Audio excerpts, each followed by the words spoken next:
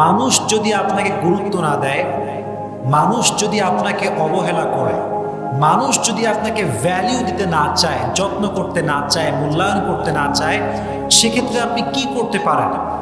ইসলাম এই ক্ষেত্রে কি সাজেশন দিয়েছে, রসুল করিম সাল্লাল্লাহু আলাইহি ওয়াসাল্লাম কি বলেছেন, এটা আমরা আজকে জানবো। ইসলাম বলে যে তোমার সঙ্গে সম্পর্ক ভেঙে দেয় তার সঙ্গে তুমি সম্পর্ক জোড়া লাগাও, যে তোমার হক নষ্ট করে তার হক তুমি আদায় করে দাও, আর যে তোমার সঙ্গে জুলুম করে, অত্যাচার করে, কষ্ট দেয় তাকে তুমি আল্লাহর জন্য মাফ করে দাও। সুবহানাল্লাহ পড়েন।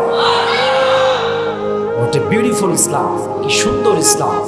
কিন্তু আমরা কষ্ট পাই কখন? কেউ অবহেলা করলে কষ্ট পাই কখন? পেইন ফিল করি কখন? We have to justify it first. এটা আগে জাস্টিফাই করতে হবে। দেখেন, মনোযোগ দিয়ে শুনবেন। যখন কোনো একজন নির্দিষ্ট ব্যক্তির প্রতি আমাদের অনেক মায়া, অনেক ভালোবাসা এবং অনেক আশা থাকে, এক্স্যাক্টলি সেই ব্যক্তি যখন আমাদেরকে কষ্ট দেয়, যত্ন না করে, গুরুত্ব না দেয়, তখন আমরা প্রচণ্ড পরিমাণে হার্ট ফিল করি, কষ্ট পাই।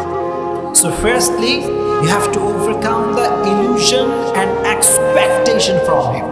যাকে আপনি খুব বেশি মায়া করেন, যাকে আপনি খুব বেশি ভালোবাসেন, তার প্রতি আপনার প্রচণ্ড পরিমাণে আশা কাজ করে যে সে আমাকে রিপ্লাই করবে, ভালোবাসবে, যত্ন নেবে।